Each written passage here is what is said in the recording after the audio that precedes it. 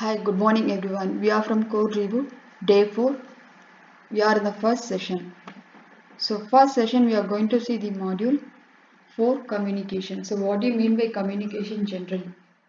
So, communication is conveying a message or a content to the receiver without any distractions. We have to achieve or attain our goal by sending the information or conveying it in a proper and without destroying manner. So these are the topics we are going to see today. So first we are going to see what is communication, its meaning and the characteristics of communication. So as I said earlier, communication may be in the form of words or in the form of text, or it may be a symbolic, or it may be signals. So definition of communication. So as Alan Lewis said, communication is a sum of all things.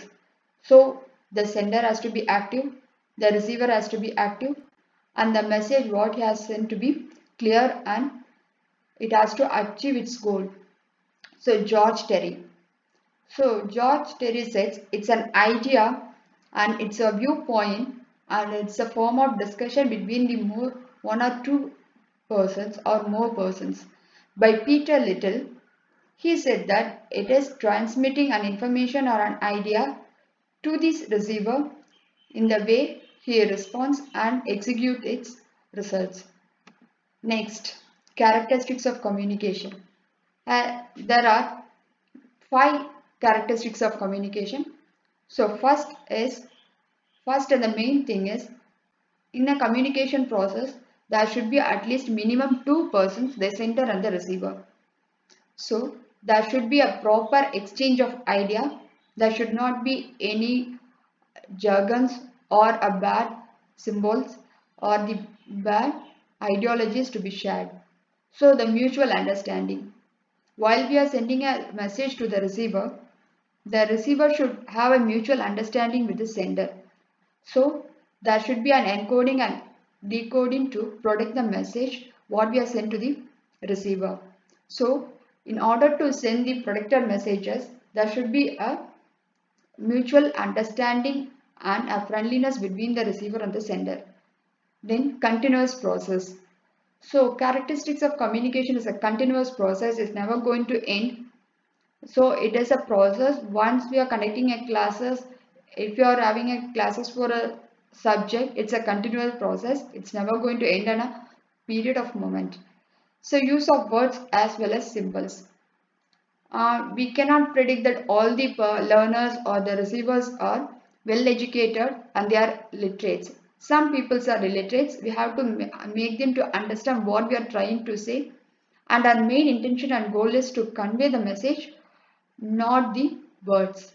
So the message has to reach the receiver in a way how he accepts or how he observes it. For the kids or for the physically handicapped persons, the message should be reached in the form how they will understand and how they can implement it. So the communication can be either words, text, signals or symbols, but the entire goal of the communication is the receiver has to achieve his results or goals. So the process of communication. As I said earlier, there should be a sender and a receiver. Once we are sending a communication, the message what we are sending has to be encrypted, because nowadays we are seeing a lots of online crimes. The data what we are sending to the receiver has been hacked out in the middleman or an attack in the middles. So they automatically delete the messages or they will change the format of the message or the content. So once we are sending a message to the receiver, it has to be encoded. We have to send the key or the method how to decode to the receiver.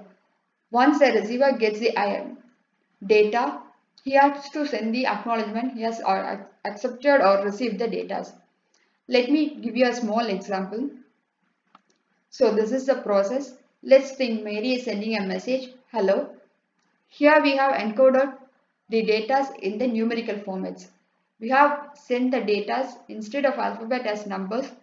So once we are sending the data in the alphabetical to number format, we have to send the receiver the format what we have used and the methodology what we have used it to encode the data.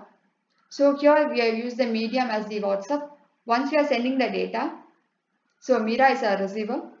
She knows how to decode it.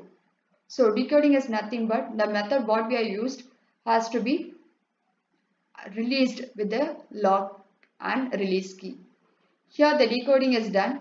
Once he got the data what Mary has sent, she has sent the feedback, she got the message. So when we called it in the computer terms, it is called encryption and decryption. So encryption is sending a data with a protected format. We have two keys, one is public and the private key. So public key is common. They have both the peoples will have sender and the receiver have the public key and private key. Once we are sending, we have to send the public key along with the content. So next, evaluation of communication effectiveness. So we have to know how our communication will work and what are the changes it will provide in the society. So communication itself is an endless process, rather it ends or it will achieve its goal. So fidelity of communication. So the message we are sending should be clear and it should reach at least reach the person with the way how we send to the receiver. So what is distortion? Distortion is nothing but once you are sending a data, it has been attacked or it has been hacked by the middlemen. So what do you mean by middlemen? The middlemen are basically hackers. They know the data, how it has been encrypted. They'll decrypt the data or they'll stop the flowing of data to the receiver. They will definitely change the format of the data or the keys to the receivers. So economy. So once we are sending a data through the medium, the data should reach in time. It should have a symbol and clues. So once you are sending a data with the encoding method, we should send the key, how to decode it, how to release the data from the encrypted method. So the data should reach within the minimum of second. It should not take a long time to reach out the receiver. So it should be cost effective and the symbols and the message should reach its goal. So concurrence. Concurrence may be it both verbal or non-verbal clues. So what you call it as verbal. Verbal is maybe in the format of structured or technical formats. The non-verbal may be in symbols, as signs or an arrow or a smiley symbols. Anything it may be considered as non-verbal. So influence. So once the data reach the receiver, it should influence the receiver also. So the receiver should get benefited by the result of the message. So relationship building. Let's take our session as an example. This communication session and the entire session of this crash course has built a relationship between a sender and the receiver. Sender in this case means it's us. The code reboot technology has built a communication relationship between the receivers on the other side who gets registered with us. So our relationship should have the fact and impact of having a good relationship with the communication receivers. So next, effective communication. As I said earlier, the communication has 7 C's for effective communication. What do you mean by 7 C's? So first one is clear. So the message what we are sending to the receiver should be clear and crisp. It should not be vague and it should not be in a unknown languages or ununderstandable languages. So conscience. Second thing is conscience. So what we are going to convey should be to the point. It should not be like a vague, I'll come tomorrow. This is the point and it should be a conscience. What we call this is a consigned message. I'll come tomorrow by vehicle. It's not a consigned message. You're going to come tomorrow. That's a consigned message. We should not add a added script to the content. It should reach the receiver. It should have a filtering words and sentence. So concentrate. So while we are delivering a content, what is addition? It's adding of two things. This we called as addition. It's a adding of A and B and so is not a concentrate word. So it should not be vague. It should not bore your receivers. It should be in a concentrate way. We should say what our goal and what's our content. So correct. So the word what we are using should be exact. It should not have a mistake in the words or in the pronunciation, or it should be in the format in a standard systematic format. So it should be well timed. There should not be error in the communication. So once you are sending to the receiver, it should reach the receiver on time. There should not be any miscommunication or interrupt in the message. It should be in the language in the prescribed format. We should not use locally language or the unknown languages to the receiver. It should have a fact. So what is the goal of our communication and what it going to provide as a result. So the fifth one is coherent. So if I have the class, I have a coherent meaning with my classes. So my coherent goal is it has to reach you and I have to make you to understand what are the concepts and how it works. These concepts will definitely want to make you to clear your paper one. This is my coherent and it's my logical view of the message. So the conveying and the classes what I am providing to you has to clear your examination and it has to make an impact on the topics. And it also wanted to make you to understand the concept clearly and it has to make you to proceed with the further works. So complete. Once I am providing you the content, it should be complete. It should not be incomplete. There may be some contents which are incomplete and it will not be completed in the manner. If I tell you I'll complete these session and these portions of topic, I have to complete it. I can't skip my topic or I can't let some topics in between. So it should be clear and it should convey what it has described to convey you. So courteous. So it should be polite. The message I am telling you should not be harsh. The tone of the message also make a difference. Come here. This is a command word and this will not make you an impact and it will make you a different sense. So come here is a polite and a goodwill word. So the tone also makes the difference in the communication. It should be friendly. While I am communicating or handling the classes for you, it should be polite. I can't use a harsh words. My tone and my emotional behavior will change the entire session. So it should be friendly. If somebody asks me a doubt, I have to clear it with a friendly manner, not with a harsh or anger with the rough words. So these 7 C's will effectively make a communication as a good process.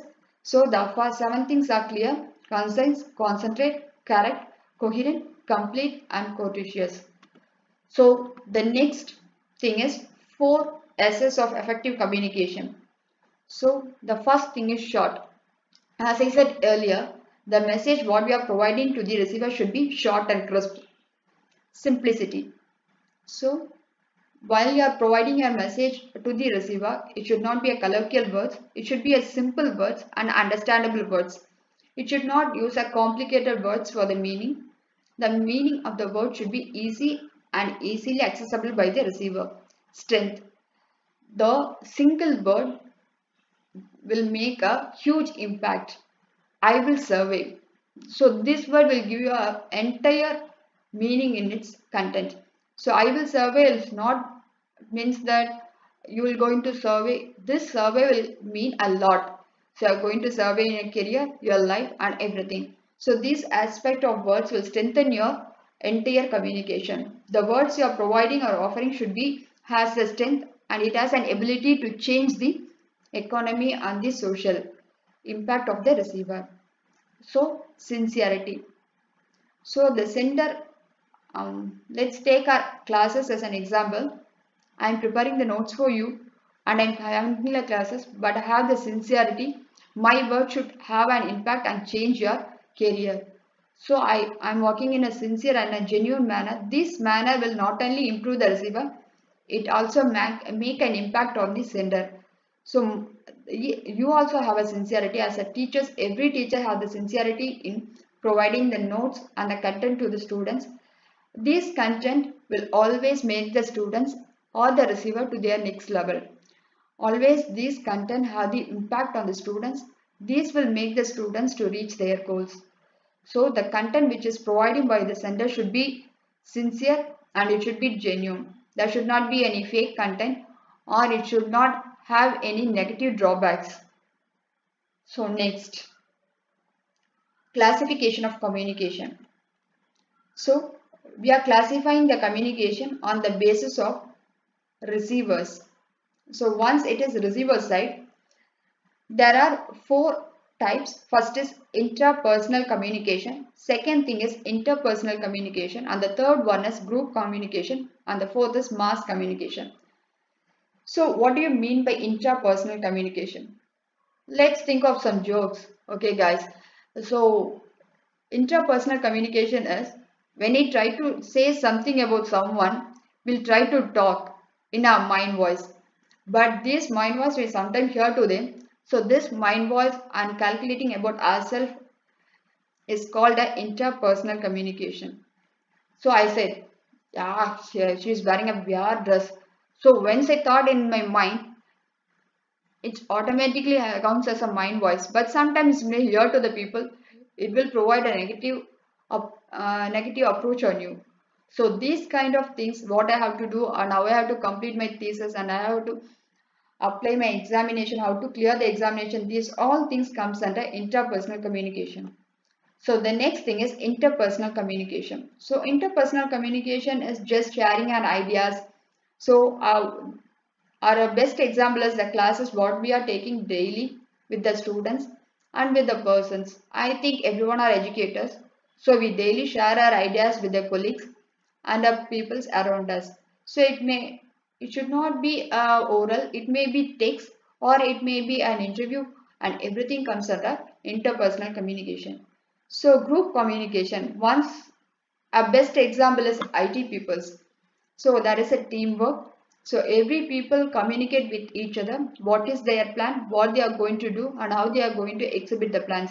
So group communication is a teamwork, and everyone and each and every personality has its own effect and work to complete the project. So mass communication. So mass communication is basically based on the information. It's a one-way communication. What we are getting through radio, electronic medias like social medias, TV, televisions, and large scale wide area search engines, so website, everything comes under mass communication.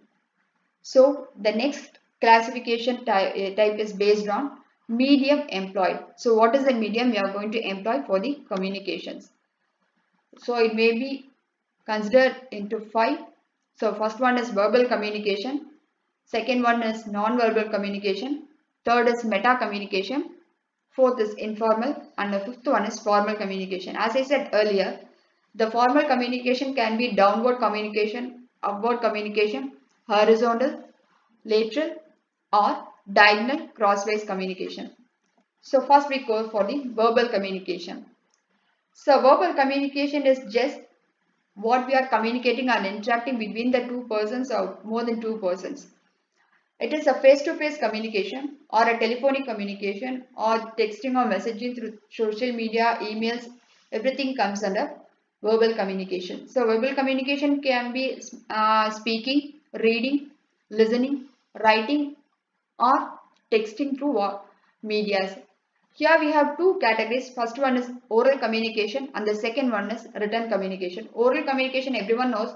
It's basically tutoring classes, sharing communication in the webinars or seminars. So written communication through WhatsApp, email, and whatever media which used for texting, or writing through even through letters. So the second one is non-verbal communication. Non-verbal communication may be anything. As I said earlier, it may be through body languages, or when we want to see, or when we are in a crowd, we want to convey some message, we'll make an action on our body organs, through eyes or maybe through your body language, or if you want to slap, or you want to do something with your colleagues, you want to make fun of them, we never going to explore it through words. When you are in a crowd, you just make a sign and you'll just move off.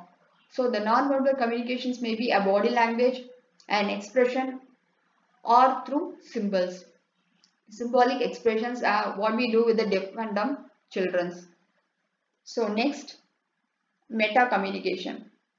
So meta communication is something interesting what I want to say. Say now I am handling classes for you. You are listening. Sometimes it's boring for you. Once you are listening it, your mind will take. "Ah, I never asked the class, but she is taking the class. It's really boring." Your mind will talk behind you. You're mentally not present, but physically you're present. So once you're getting into your classes, your students will be looking at you and glancing at you. You thought they'll be listening your classes, but they are not. So their mind will be on some other location or some other with some other interest. You just started your classes, your students will never will interacted. They'll be listening your class physically, but they are not mentally present. So this is meta communication. So informal communication. What do you mean by informal communication? If I am working in an institution or an organization, so my higher authority has given me some task. I have to work out the task. And if you are an HOD, you have your faculties in your team. If you are communicating to your faculties directly, is a formal communication. If your students or somebody else who is not in the team, or the faculty from some other departments communicating with you, it's an informal communication. There is a hierarchy. So management, principal, HODs, and staffs, and then students. If the hierarchy changes, or if you are communicating with some other department faculties, or if they are some other department students, this is an informal communication. So formal communication. As I said earlier, if there is an accident, there is a procedure. You have to follow the procedure. You have to call the ambulance, and then it has to reach the hospital, and then we'll go for the treatments. If I wanted to communicate with the hospital, either I call into the ambulance, I'll just call by the nearby person and we are taking them to, and we are not at all informed to the hospital or something else. We are taking them to somewhere else through somewhere source of media. So this is not a formal communication. Once you are wanted to convey a message to a student, you have to directly communicate to the students. You should not say with some other people or some other student to convey the message. So formal should be a structured one and systematic one. So next is formal communication. We have four approaches: downward communication, upward communication, horizontal, lateral communication, diagonal or cross voice communication. As I said earlier, the downward communication is the flow is from top to the bottom. So if you wanted to convey a message or you wanted to declare something, the message should be from higher authority. The message first it has been declared from the organization, and then it moves on to the principal, then for the HODs, then the teachers, and the last is the students. When it comes for the upward, it's vice versa. The students wanted to convey something, they'll first communicate to their staff, the staffs will communicate to their HODs, and they'll discuss with the principal, and then last it reaches the management. So horizontal or lateral communication is, it's a cross communication.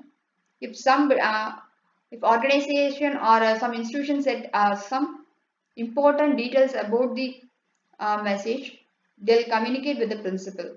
After communicating with the principal, they'll communicate to the HODs. Once they communicate with the HODs, they'll communicate with the staffs. But the staffs will automatically communicate with, if you are communicating with the computer science department or with the commerce department, they'll intercommunicate with other peoples. So if I am communicating to a computer science department, that faculty may have a communication with the commerce or some other department. This is a horizontal or lateral communications. So next is cross or diagonal communication. So if I am communicating with the HOD and the faculty, and the HOD will communicate to the faculties. But the faculties have communication with the HODs of some other department, and the HODs will communicate with the faculties of other departments. This is a diagonal or crosswise. So the communication may be either with other faculties or other HODs, or with some other departments. So this is diagonal or crosswise communication.